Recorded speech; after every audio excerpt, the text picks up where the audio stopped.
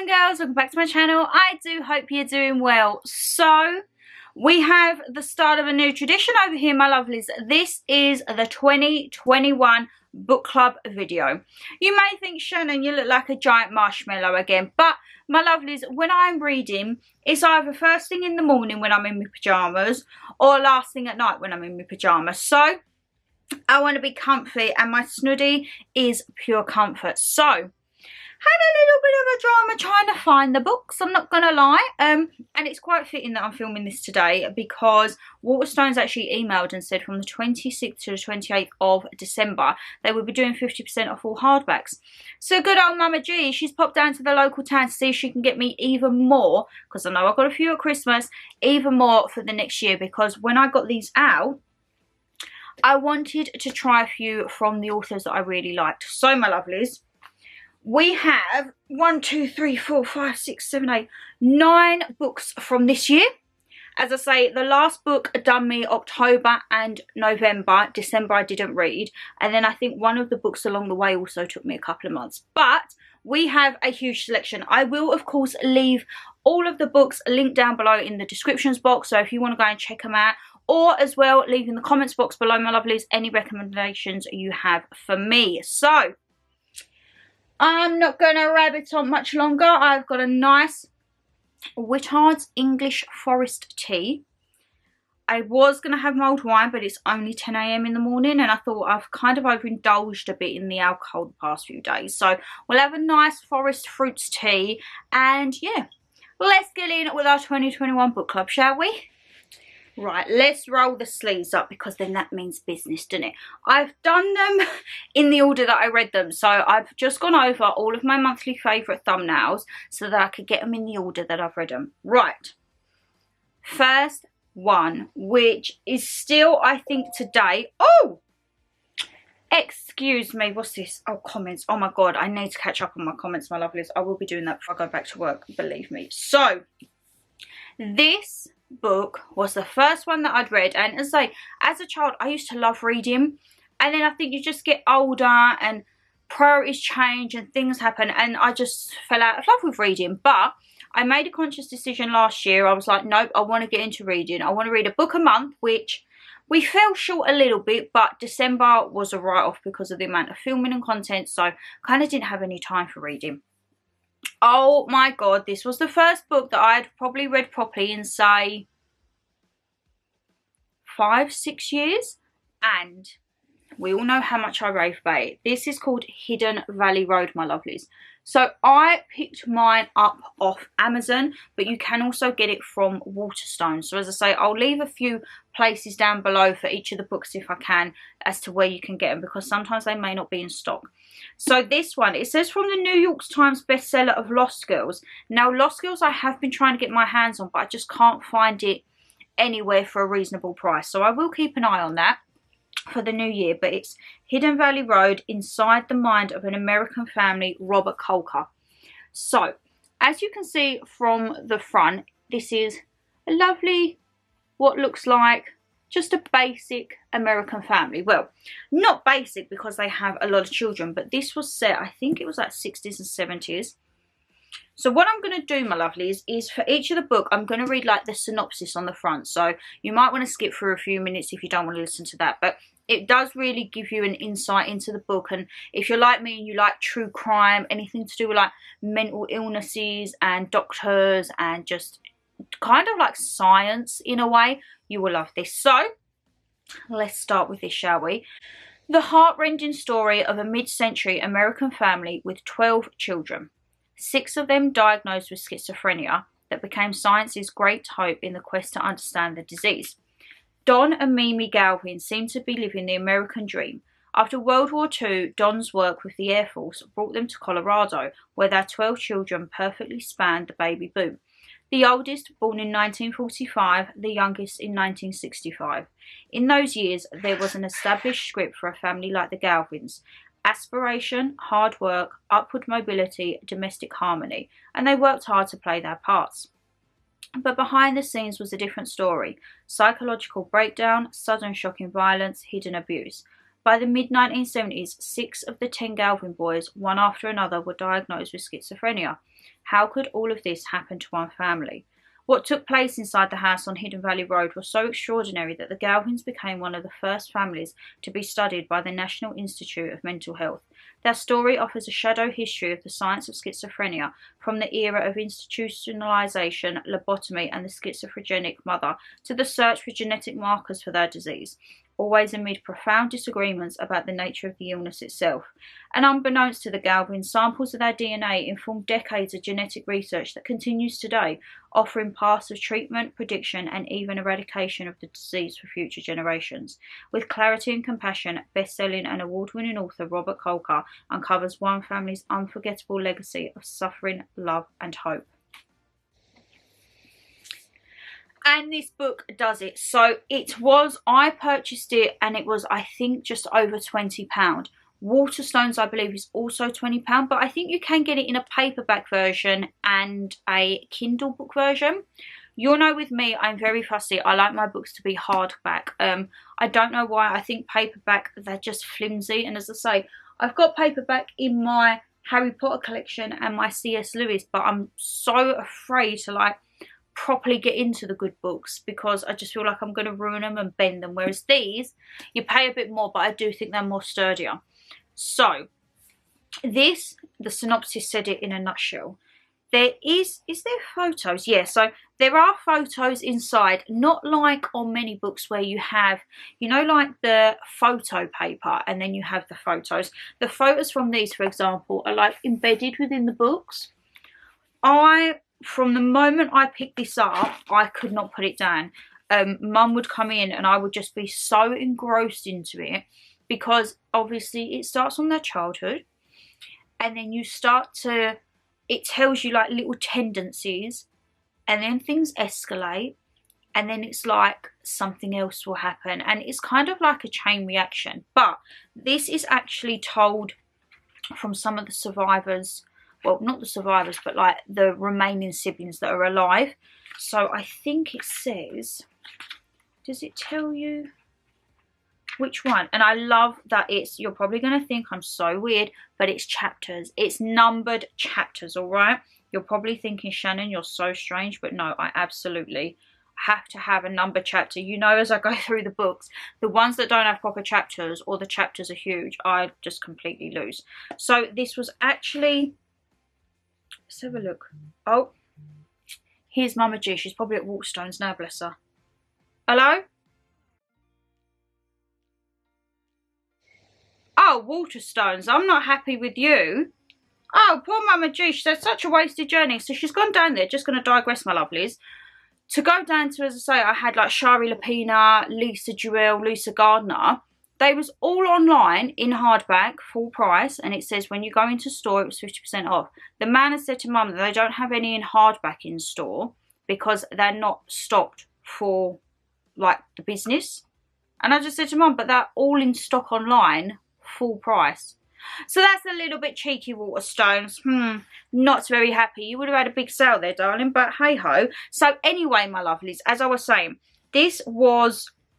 the author, he was introduced to one of the sisters and it's kind of been, it's adapted from her words, the research, the neurologist, everything like that, so that they can get like a proper synopsis and a proper little thing on it. And then there's so many sources in the back and acknowledgements, like you can go back and you can research the certain man for the certain gene criteria and everything like that. So yes, I do think in some parts it is a tough read. So of course it discusses like mental health and everything, but it also discusses sexual abuse, rape, violence and domestic abuse within the family and the parents. So it is a hard read, but in essence it is, sorry my lovely, I've got such an itchy nose today.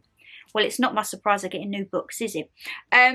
This I would say is a tough read, but 10 out of 10. I would highly recommend this. And as I say, I'm so glad that I got the hardback because this can be something that I can just pick up and go to and read, because I'm sure the more you read it, you'll see bits like, you know when they say like reading between the lines and that. So highly recommend that. And as I say, It is a bit of a tough read, but it's true life, and I think it goes on in the world now, unfortunately, but to be in that era for when it was happening and how it was dealt with compared to, say, now, for example, it is quite an eye-opener. So yes, Hidden Valley Road, highly, highly recommend. The first book that I read, and as I say, the one that I think I will always, always go back to.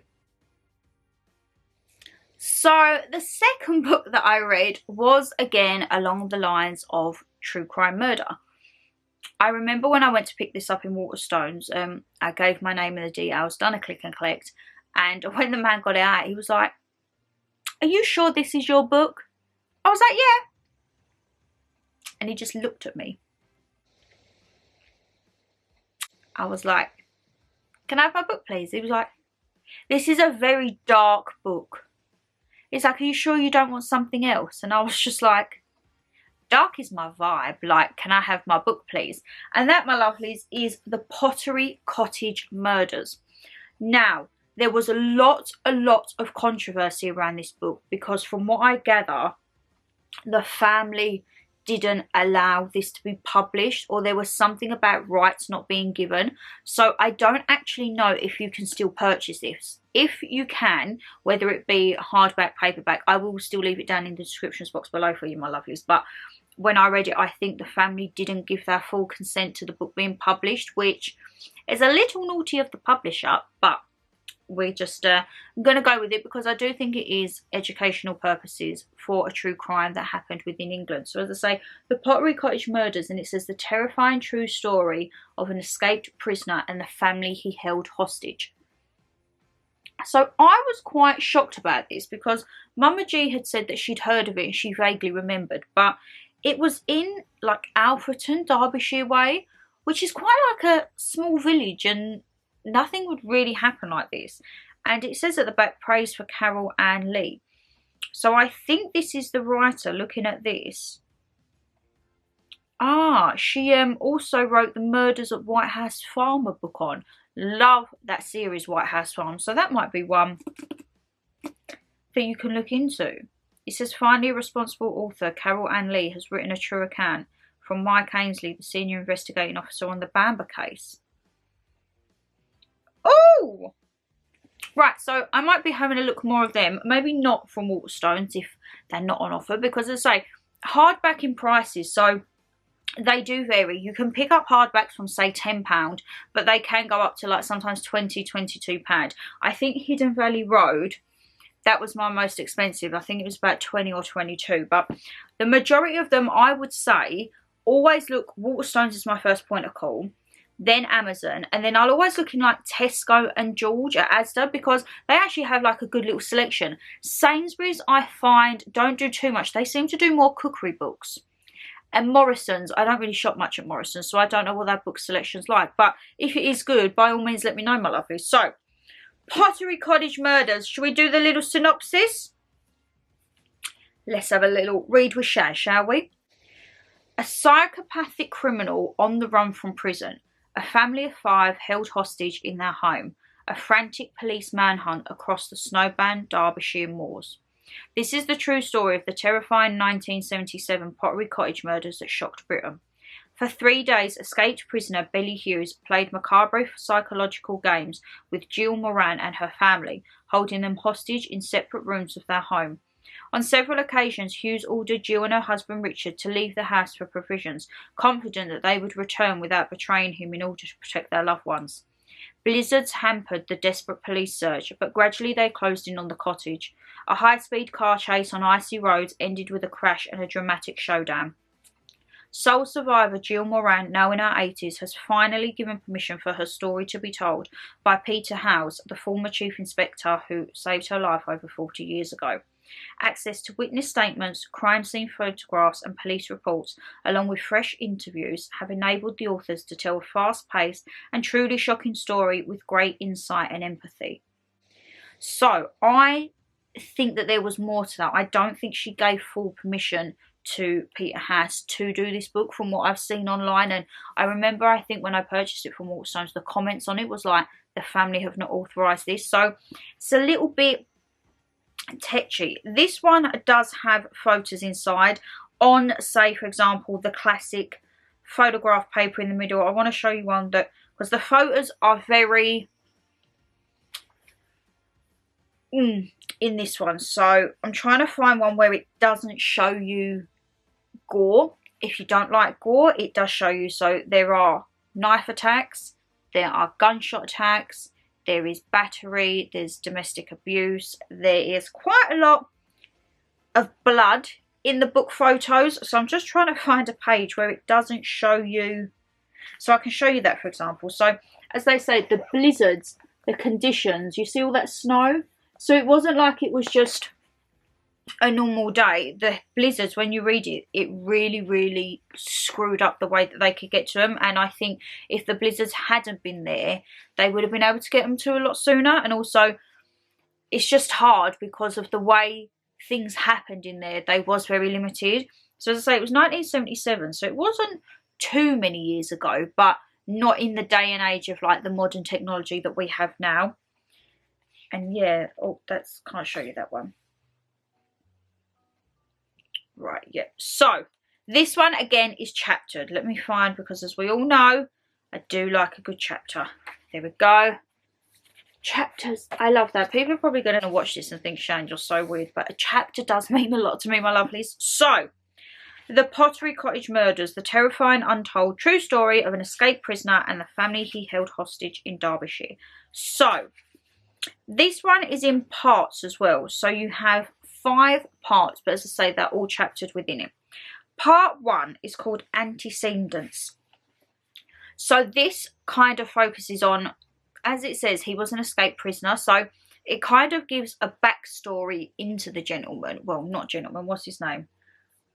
Billy Hughes. The person, let's just say.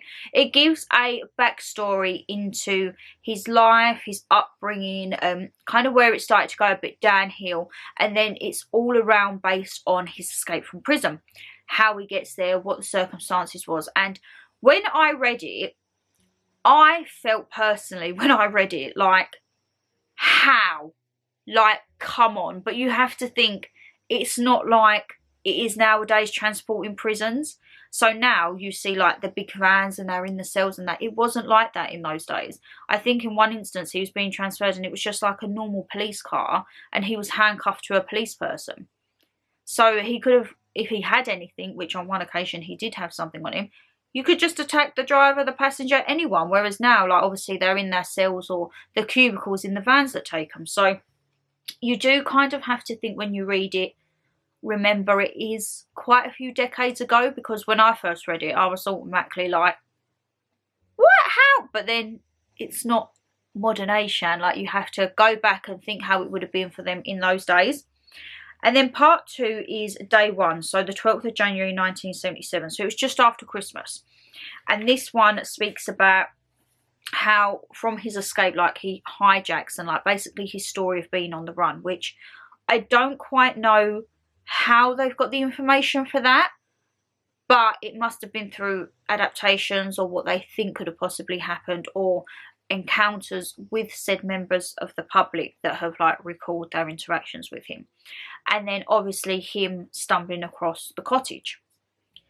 Part 3 is day 2, Thursday the 13th of January 1977, and this is only 2 chapters. This was kind of the initial him entering the home and kind of laying down of the rules as to what was going to happen and how the family were going to deal with that. So in the home was the mum, the husband, her parents, and also their child Sarah, which he actually has a daughter roughly around Sarah's age. So some of the parts are very disturbing because things happen and you think, but you have a daughter that age. So it is very, again, like in Novella, it's very psychological, and it is a book that makes you think. So it can be a tough read for some people, as I say, and if it's going to cause you any distress, please do not even read it. I mean, no.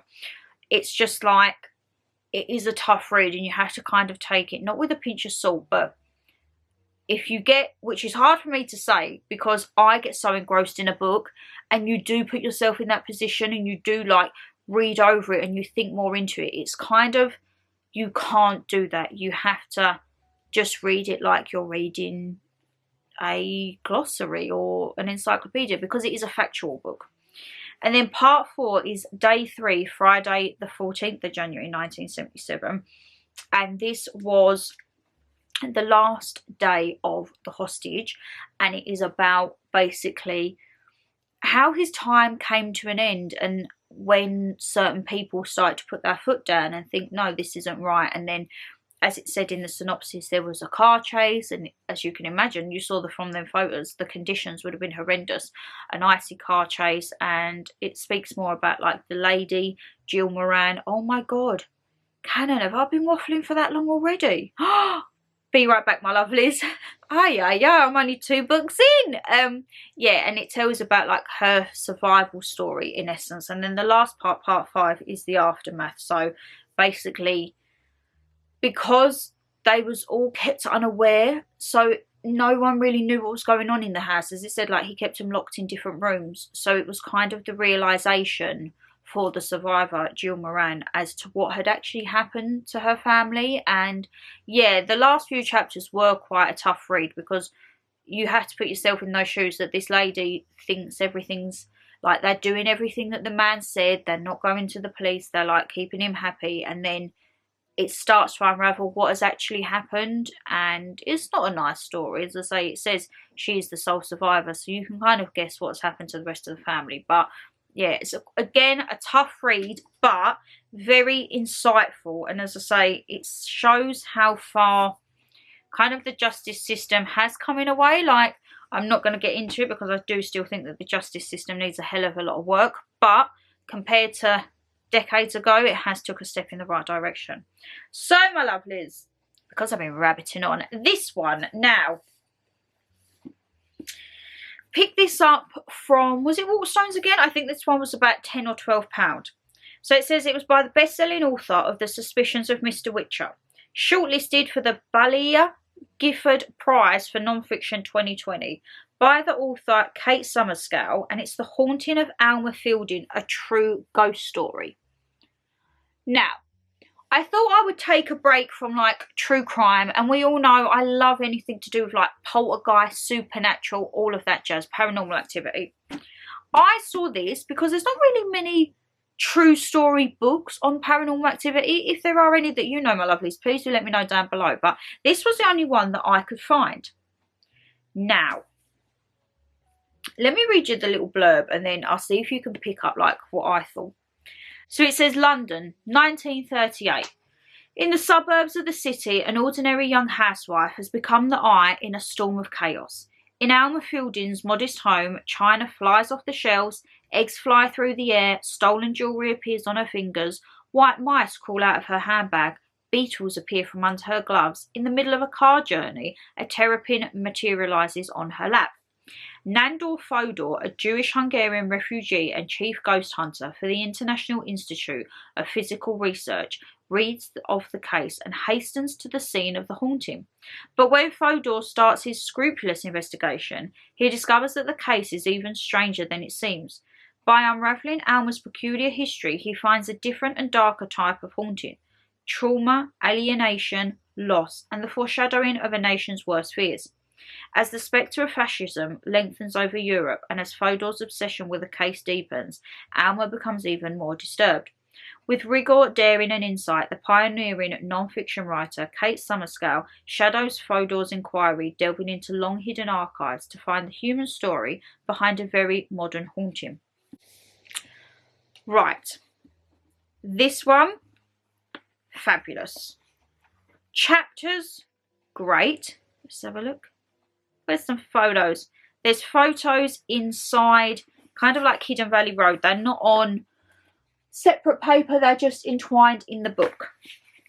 Now, when I first read this, I think I was a few chapters in, and I thought, oh, yes. There was only one particular section within it where quite abnormal paranormal activity happens.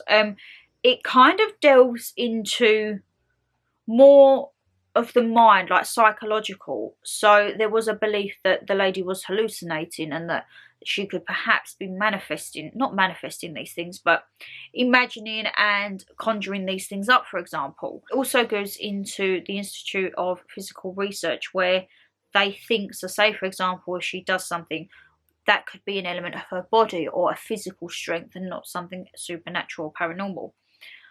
I would say I would give this a 7 out of 10, my lovelies. I do personally feel towards the end they could have cut it a few chapters short. And as I say, there was only one scene in it, well, one chapter, where it was like dramatic paranormal activity. I thought from the synopsis of this, like, you'd be reading there's stuff flying off, and obviously like what you see in the films, but I know films ain't real life. So yeah, I was a little bit not gutted. It is still a good read. Like, it's not a scary read. If you're spooked out by things like that, I think this would be more than fine for you. As I say, there's just one scene where it gets a little bit out of hand, but it's more into them trying to not normalize it, but to say this happened because of this, not paranormal. Like, it's not a third sense, it's nothing like extraordinary, it's done through a physical matter or a bodily matter. So yeah, as I say, I'd give that one about 7 out of 10. I just remembered I didn't rate Pottery Cottage. I would give that a 10 out of 10 as well, as I say, like me Hidden Valley Road. And then Alma Fielding, I would give her a 7 out of 10. But as I say, if you do know of any more paranormal, just true crime and paranormal in general, that is kind of my vibe, because those were the first 3 that I read and they were all true stories, and then the rest of them that I've read are fiction. Is it fiction? Fiction is fake. Hold on a minute. So she's a non-fiction writer. I still don't know. In that bad, I'm supposed to be a reader and I still don't know what fiction and non-fiction is. Let's have a look. So non-fiction are true crime and fiction is fake. So fake and non-fake. Learn something new every day, my lovelies. So these are all fictional ones now that are coming through. So just stories made up from authors. This was the first one, and I actually picked this up in Tesco. This was, I think, £10 or £12 once again. It's called Girl A by Abigail Dean. Now, first of all, I love the packaging. I just thought this was edgy, loved it, and thought, you know what? That looks a little bit of me. This was from, oh, let me have a look. Someone did recommend me this, and I can't remember who. It went in the charts in Waterstones, and I couldn't get it in Waterstones because it literally sold out. And then I saw it in Tesco, but someone did recommend this to me. Apologies if you did and I can't remember. So mind is just woo.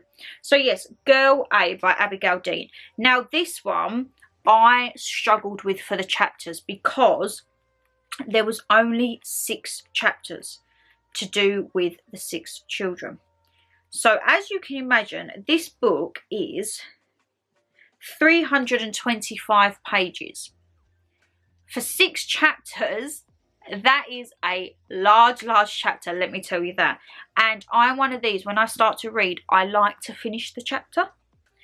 And that wasn't possible, obviously, with this one. So it did throw me a bit, which is probably so minuscule, but it did throw me. As I say, I'm used to reading a certain way with chapters, and I didn't expect my chapters to be like 50 or 60 pages long. But nevertheless, let's have a little read. So it says, Girl A, she says, the girl who escaped. If anyone was going to make it, it was going to be you.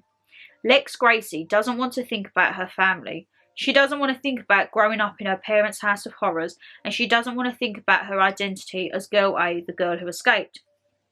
When her mother dies in prison and leaves Lex and her siblings the family home, she can't run from her past any longer. Together with her sister Evie, Lex intends to turn the House of Horrors into a force for good. But first, she must come to terms with her 6 siblings and with the childhood they shared. Beautifully written and incredibly powerful, Girl A is the story of redemption, of horror and love. So actually there's 7. Was there 7 chapters? bear with me, my lovelies. It was quite a while ago when I read this. Oh, yep, 7 chapters. So this, as I say, it is a fiction book, but it kind of, it could be related to a lot of mainstream things in the world. So as it said in there, her and her siblings was in basically a house of horrors. There is so many stories coming out of children and families in real life house of horrors. The one that I was trying to get, the Turpin family, I still haven't got that. I didn't get that for Christmas, so that might be something that I pick up in the new year perhaps. But yeah, there are a lot more real life events happening. Obviously I don't feel that they're triggered by books like this or like giving ideas, but I do think we might start seeing some more true crime books coming out regarding this. Turpin is one from an American family, again kind of like Hidden Valley Road, but they was held captive and hostage by their parents for I think over a decade. I have had a few of you in the comments, some have said it's great, some have said it's not because it doesn't give you much more information regarding like what you already know. But I'm not going to lie, I have only just seen a little clip on the internet of one of the women doing a little interview, so I probably don't know too much, so I might actually enjoy the read. I'm not too sure, my lovelies. I'm going to try and pick it up in the new year. But this, it's good to see how, well, the writer, she was great at showing how the siblings compartmentalized what happened to them, and each of their reactions and each of their scenarios of when they remember what happened to them are so different. So you have some of them which don't acknowledge it at all, some that are fully consumed by it, and then some, so girl A, she knows what happened and she registers what happened, but she doesn't want that to define her. Like the basis of girl A, like she's a high profile businesswoman, she's doing great with her life, and then her mother, as it says, dies in prison, and she kind of has to deal with everything coming through. Some of it again is a hard read. Like this is kind of easier because you think it's fake, it's a story, but then you look at the news and you think, actually no, because this stuff is happening throughout the world that we live in, unfortunately. And yeah, there's little stories from her and her sister Evie that it mentions in, and her and Evie are like really close, and they were the closest it seems growing up. And it's like their recall of certain events even still differ, even though they was kind of on the same page. They don't always have the same opinions with what's going on in the world and what happened with themselves as they were growing up. But yeah, I would actually really recommend this. I would give this, I'd say an 8.5 out of 10. The only thing that lets it down is the chapters. I wish they would have just made like the chapters broke down a bit more. I do get why they've done it. They have given each child, well, each sibling a chapter, so you get the point of view from their side over what's happened. But as a reader, I don't like 40, 50, 60 page chapters, because I know you have a bookmark and it's going to sound so silly, but when I read, if say for example the next page doesn't start with a new line, I have to like finish the paragraph and then I think, right, that's where I stopped. Like I do get, it is probably very meticulous and OCD, but I can't help it. So yeah, so I'll give that one 8.5. Highly enjoyed it, and for my first fiction read, I would recommend it. And would you look at that? Canon is now not saying to me that you've been yakking too long and that you ain't got any memory. It's saying that your battery's about to die. So I'm going to have a little sip of my forest tea, change the battery, and then we'll get back into it, shall we? There we go. Fresh battery. Fingers crossed it lasts and I don't rab it on to eternity. So, moving on to the next one. Again, an author that I'd never heard of. The author is C.L. Taylor. Now, I have looked to see if there are any more of these, but I think you can only get them on Amazon.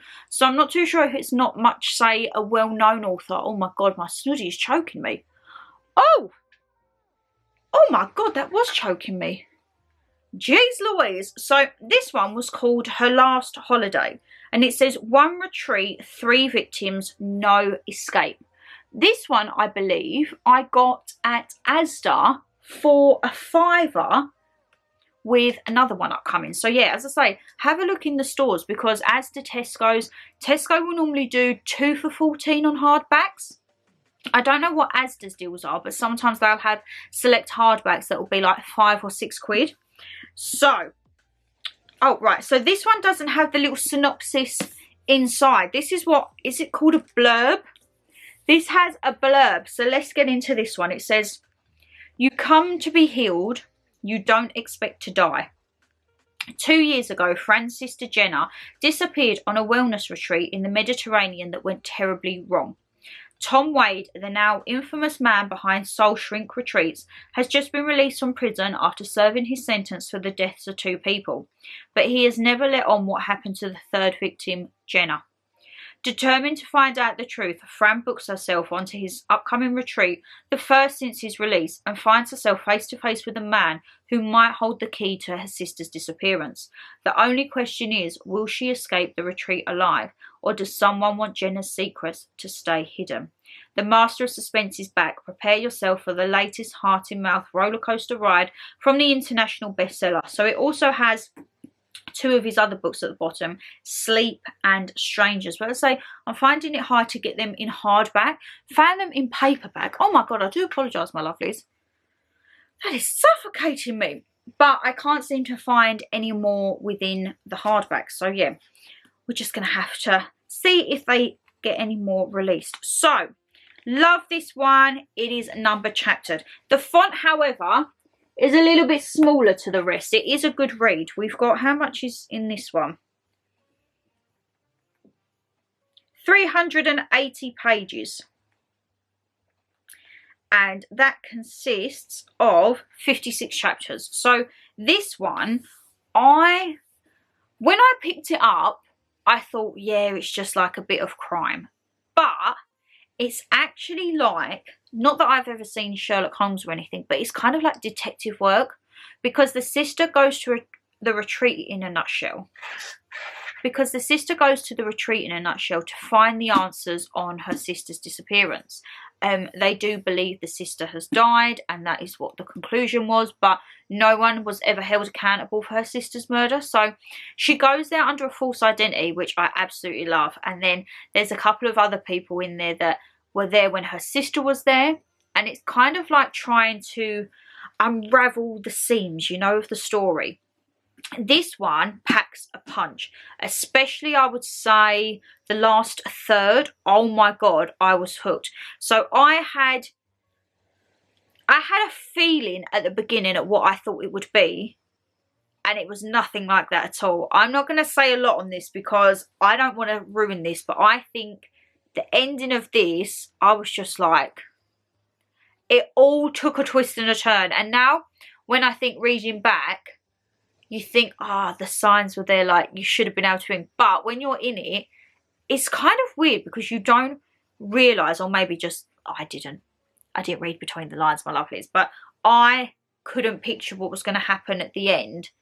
But looking back on it now, there was the signs there. I don't want to say too more because I do think it is a really good book. And as I say, it's a little bit smaller writing, a little bit smaller fonts. We've got more words on the page, but it's so good because it's told from different perspectives as well. So it will be told for a few chapters from the sister who's there, and then it will then flick to be, say, for example, the gentleman, and then it might flick to be one of the residents. So when you read it, it will go to like the third person and then vice versa and all of that. So you might think, hold on a minute, but it's just being told from different people's perspectives, which as you go along, you can kind of get the gist of, you know. So I would say with this one, again, an 8.5. I really did like this. And as I say, I do want to try and get some more of the books. Strangers and Sleep are the ones it's recommended. But I just can't seem to get any hardback. So I'm going to keep an eye out and add this. But yeah, highly, highly good. I think that would be a good holiday book.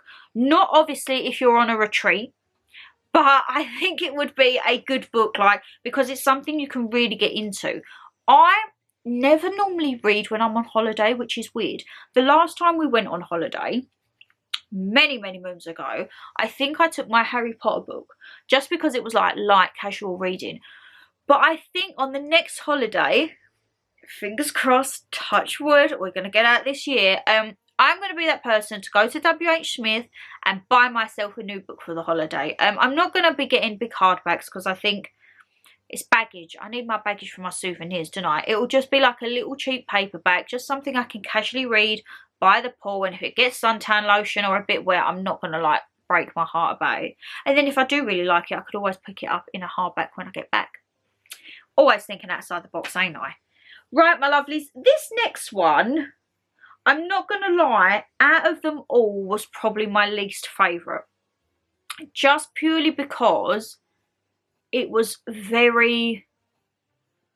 You know when you read something and you can't just casually read this. You've got to be fully invested because, again, it tells it from certain people's perceptions.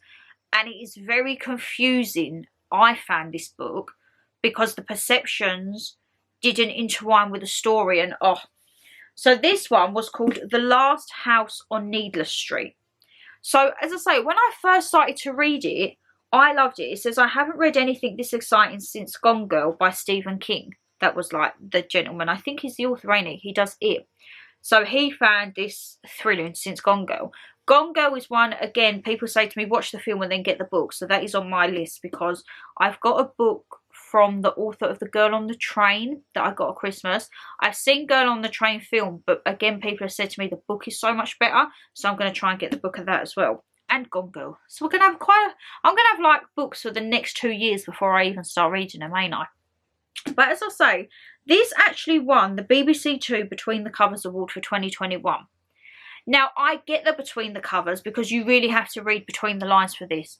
This is probably the most head muck-up one that I've read. But the reviews on it is great. So it says, a true nerve shredder that keeps its mind-blowing secrets until the very end. Yes, it does. There is twists and turns in this book at every little centre, trust me. A dark, audacious wire. Books like this don't come around too often. Masterclass, words beautifully written. The new face of literary dark fiction. Not the horror as you know it. So it had great reviews. And as I say, I did find it very interesting. But towards the end, I couldn't get to grips with it. So this, I would say, would probably be the type of book that, you know, when you go on Google, you can actually read so many chapters free on Google.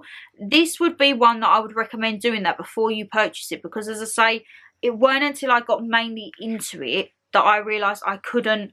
It was a hard read towards the end. Not for like what was happening, but just to try and make sense of who was speaking.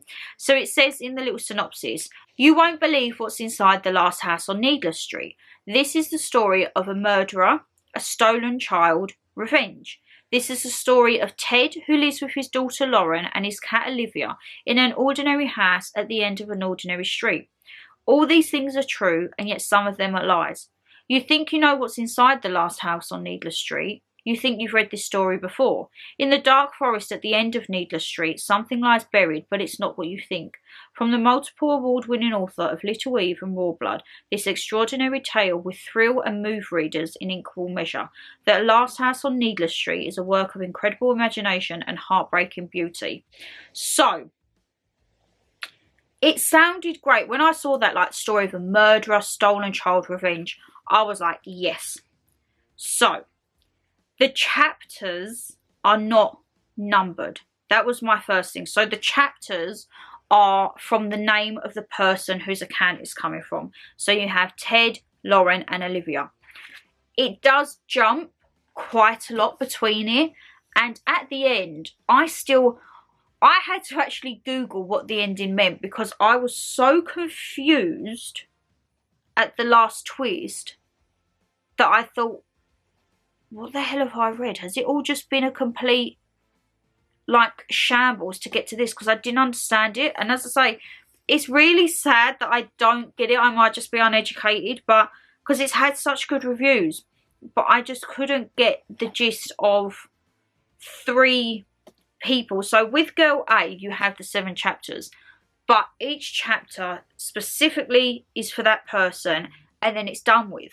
This one, it's like Ted, Lauren, Olivia, Lauren, Liv and Ted. It's like, it's too much. It's not like one account, one account, one account. It's all entwined. And I just couldn't.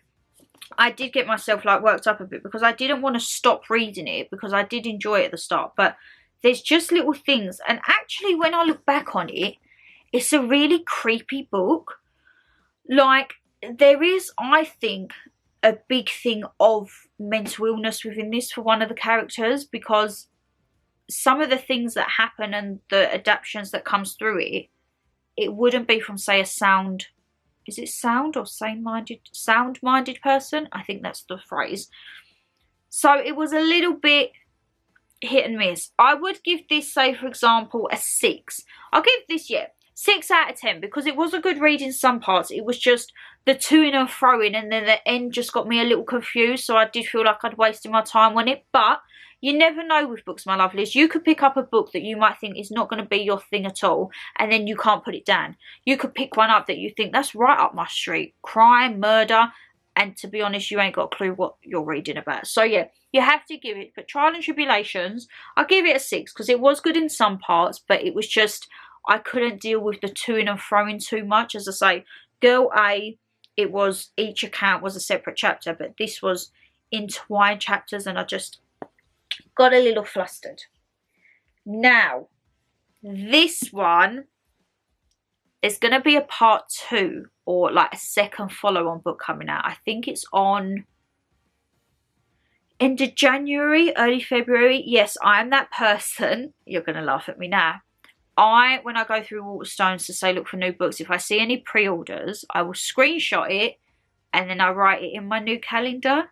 People probably think that's so geeky and nerdy, but if I enjoy an author and I enjoy a storyline and everything like that, I want to stick to that author. So just from these ones that I've read this year, I know which authors and that I want to try and which ones I want to stick with, and the new ones that you recommend me. The new one that I'm like hooked on her titles at the moment, which I'm quite gutted with because they was the ones I wanted Mama G to see if she could get today, was Lisa Gardner. A lot of you have recommended her, so yeah, I've had a few synopses of her books and they seem right up my street, but we'll have to get them another time, my lovelies. So this one I picked up in Tesco, and I think it was about £8, and it's called The Sanatorium by the author Sarah Pearce, and it says you won't want to leave until you can't. Now, I loved the cover. So as you can see, you've got like the mountains, the Swiss Alps, and then just this building. Absolutely loved this book. Loved it, loved it, loved it. So there's a few like reviews on the back. It says deliciously creepy and clever, everything you could want in a thriller, a tense and seriously chilling page turner, dark and dispensable, and a splendid gothic thriller. It could kind of be classed like that. So this is definitely a thriller. It's one of those you read, and when the chapter ends, you want to read more. You want to get to that next chapter, which is what I like in a book. I like to be so engrossed in a book for a good reason that I don't want to put it down. Like this one, unfortunately, I didn't want to put it down because I wanted to try and understand it. But this one, good read. Again, I don't want to say too much about these books because I don't want to give them away, but I just want to give you like a brief overview. This one is, oh, how do I say? It's like mind-bending. Because when you put yourself in the position of these people, trials and tribulations and everything start a little bit of whirring around in the old noggin. So, let's have a read of this one, shall we? So it says, everyone's in danger. Anyone could be next. An imposing, isolated hotel high up in the Swiss Alps is the last place Ellen Warner wants to be. But she's taken time off from her job as a detective, so when she receives an invitation out of the blue to celebrate her estranged brother's recent engagement, she has no choice but to accept. Arriving in the midst of a threatening storm, Ellen immediately feels on edge.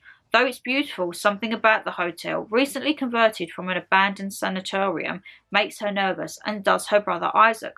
And when they wake the following morning to discover his fiancée Laurie has vanished without a trace, Ellen's unease grows. With the storm cutting off access to and from the hotel, the longer Laurie stays missing, the more the remaining guests start to panic. But no one has realised yet that another woman has gone missing, and she's the only one who could have warned them all just how much danger they're in.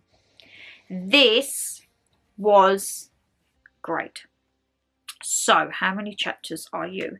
It's 387 pages. Quite a lot pages, you know, and it's 92 chapters. So this one, to this day up to where we was, Hidden Valley Road was the biggest. This was like the second chunkiest that I'd read.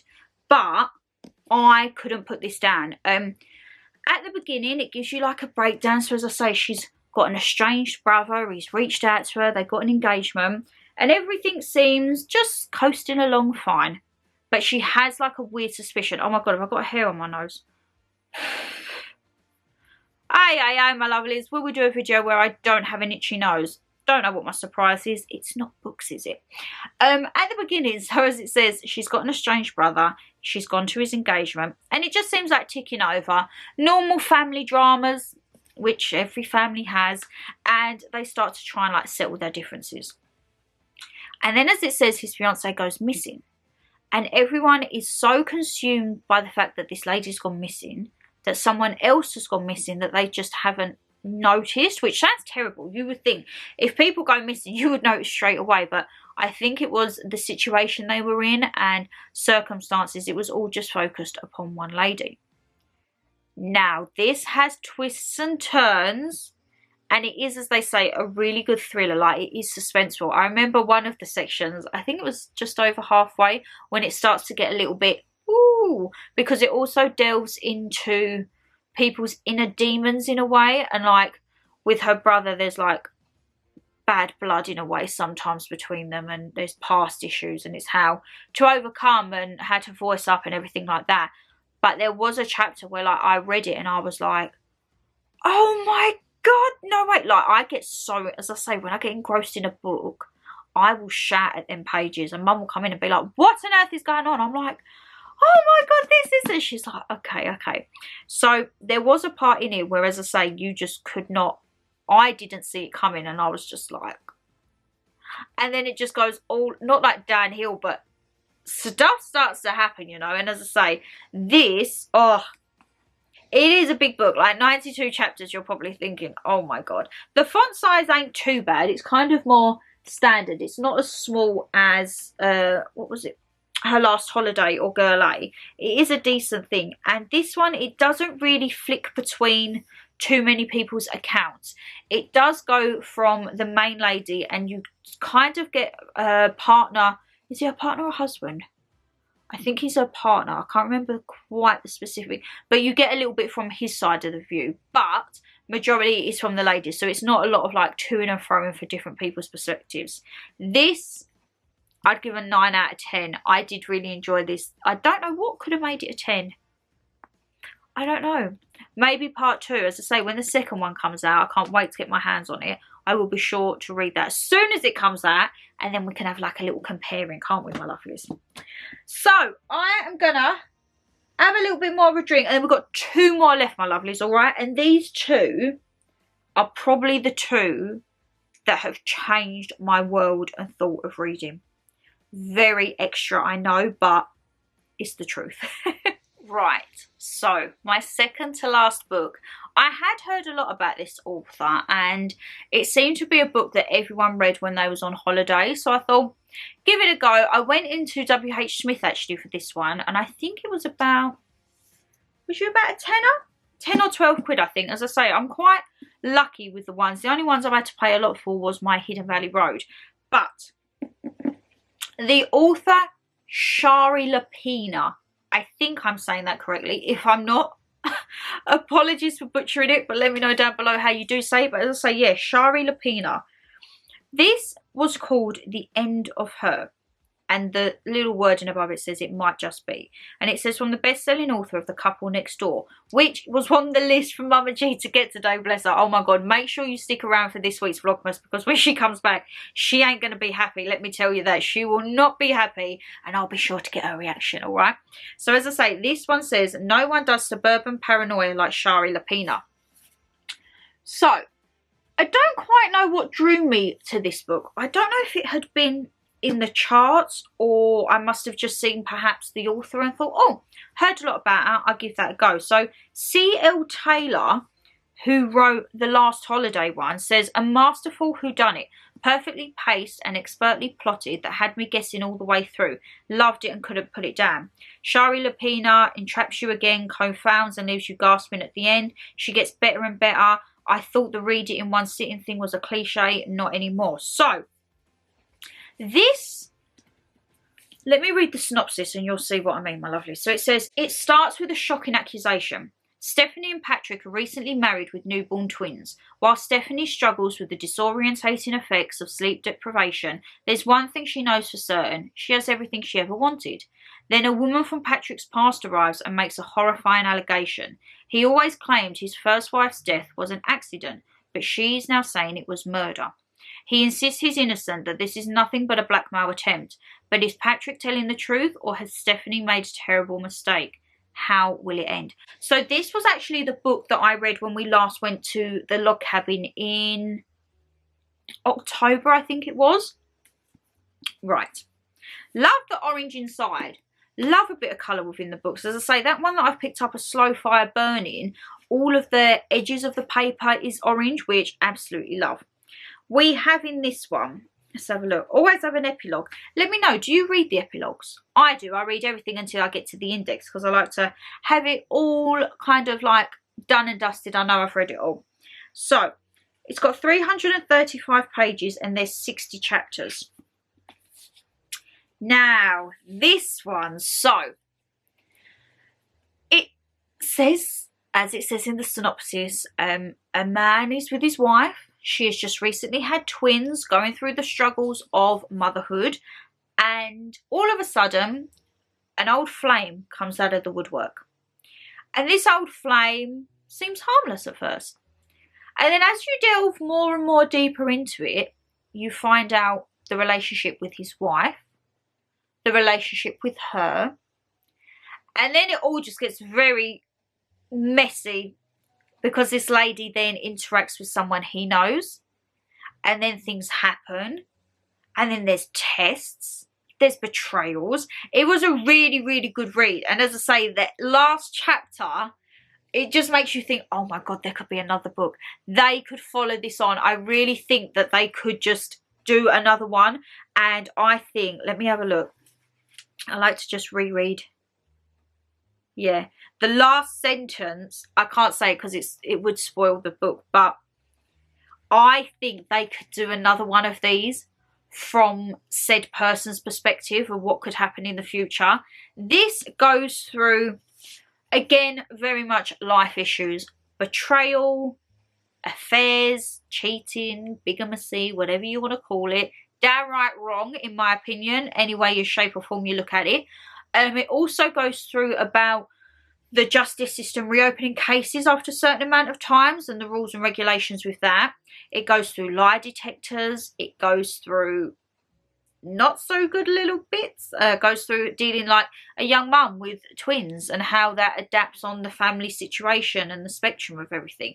Very, very good read. And as I say, I'm very excited to read some more books from her, which I would have got today, but Waterstones have been a little bit cheeky. So this one I would give 9.5 out of 10. Really, really recommend this one. As I say, it may be from the way that she writes it. I think she's quite a well-known author. Shari Lapina, I will be adding plenty more of your books to my collection, darling. And as I say, yeah, it is one of those, I wouldn't say it's so much a thriller, but it is a very on the cuff. Is it on the cuff or off the cuff? One of them, the ones that like you read and you want to read more and more and more, like you can't put it down because there's like another twist and then something else gets chucked in, and all these spanners in the works are for a great read, my lovely. So yes, highly, highly recommend that one. And then the last book that I have read, which is going to be the only book from the fiction section to get a 10 out of 10 from me. So we had Hidden Valley Road, got a 10 out of 10. That was our true one. You will know, if you, this took me quite a while to read. So this took me October and November to read. But if you've seen the monthly favourites, you will know how obsessed I was with this book and how much I was raving about it. Even in Vlogmases, I was raving that everyone needs to pick up this book. And Mama G a couple of weeks ago said, oh, I've seen a book keep getting advertised on TV. I've written it down for you. And I was like, Mum, that's the one I've literally just finished reading. She was like, oh, this is a hefty book, all right? This is a hefty, hefty book. Brandon's mum actually picked this up along with Girl A when we went to his sister's to the Christmas markets, and she has finished this already. We do have the same opinion. It is a 10 out of 10 for me, but I think the ending could have been a little bit better, or there could be a follow-on book, for example. So the back just shows 3 sentences. It says, a missing woman, an abandoned mansion, a family hiding a terrible secret. I haven't even told you what it is, my lovelies, is it? It's called The Night She Disappeared by the million-copy best-selling author Lisa Jewell. I'm still not quite sure how you say her name. Well, I mean, just look at that. That tells you that's going to be a good read already when you've got like a little treasure hunt, ain't it? So, the little synopsis of this. Mum, there's some people here from college. They asked us back to theirs, just for an hour or so. Is that okay? Midsummer 2017. Teenage mum Tallulah heads out on a date, leaving her baby son at home with her mother Kim. At 11 p.m, she sends her mum a text message. At 4:30 a.m, Kim awakens to discover that Tallulah has not come home. Friends tell her that Tallulah was last seen heading to a pool party at a house in the woods nearby called Dark Place. Tallulah never returns. 2018, walking into the woods behind the boarding school, her boyfriend has just started as a head teacher, where Sophie sees a sign nailed to a fence, a sign that says, dig here. I cannot wait to read more of this lady's books. So this was 469 pages. Yep. Now you can see why it took us 2 months to read. As I say, I was up in the content. I didn't have enough time, so it took me 2 months. But there are 71 chapters. No photos or anything like that, and kind of a decent font size. Not as small as some of the others, but a decent one. Wow, is all I can say. Apart from the ending, if you've read this, try not to spoil it too much in the comments for people who haven't, but just let me know, did you think that it was going to delve a bit more in deeper to what the ending was, or do you think there could possibly be a part 2? I think there could possibly be a part 2. Nothing on the scale of this, maybe half the size of it, to go through their account and their version perhaps, but this is unfortunately something that could happen in real life. The storyline of it is something that you could see and probably has happened in the past. So you have a young mum. She is kind of on and off with the boy's father, but the boy's father is wanting the family unit, let's just say, and he wants that family unit more than anything. And she kind of gets herself in a little trap of wanting that unit with him in some ways, but then the tendencies and things that happen within the relationship, she just knows she doesn't want to. It is very, not a hard read. I wouldn't say it's a hard read as in, say, like Hidden Valley Road or anything like that, but there are bits in there where you do think, So as I say, there's like domestic abuse and mind torture and things like that. And it deals with homophobia and gay relationships and everything like that in this book. It is an eye-opener because you don't kind of know people's struggles sometimes with certain aspects within their life. And as I say, it does detail the young lady's battles with herself quite well, I would say.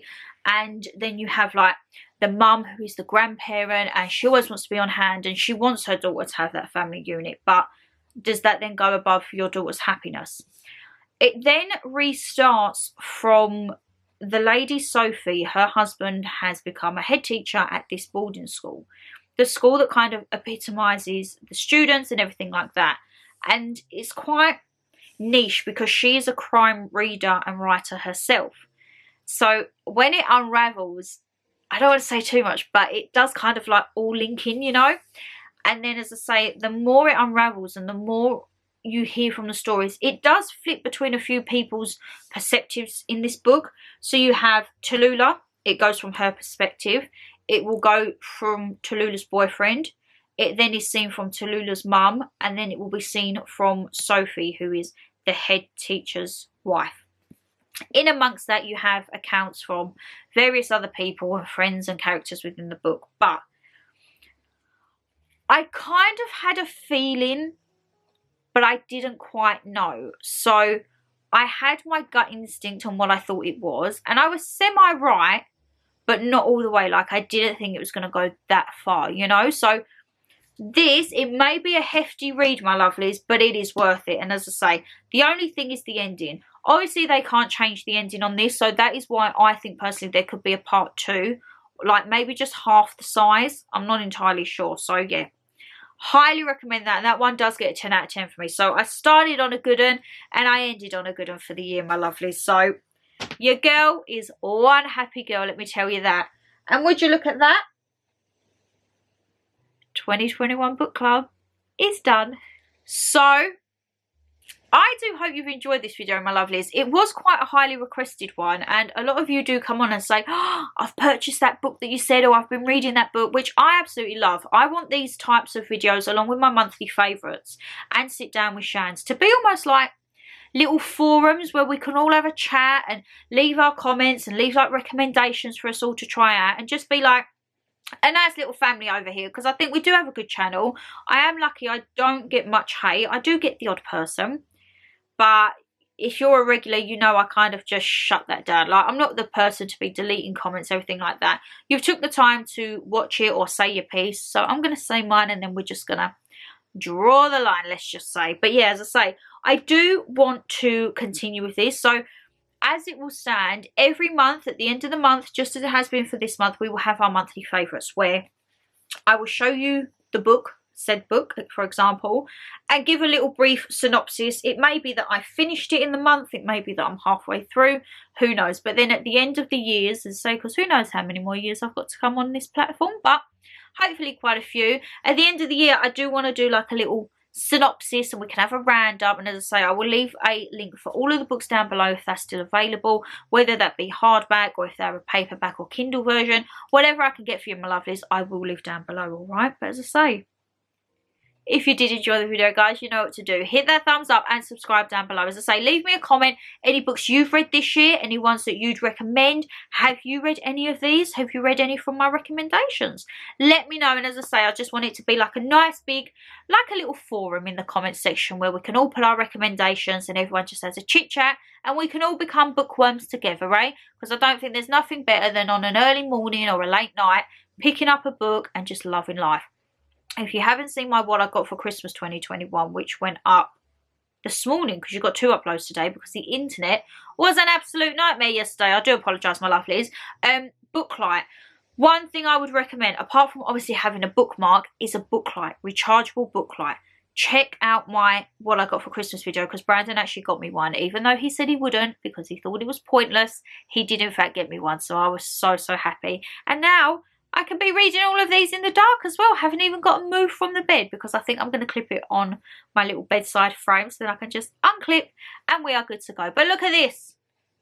Your girl can't even do a book club video without rambling at the end, my lovelies. But as I say, take care, stay safe as always, and I'll see you tomorrow for a brand new video. And let's hope the internet's on time and it doesn't go up at like 2 AM in the morning, eh? Bye, guys.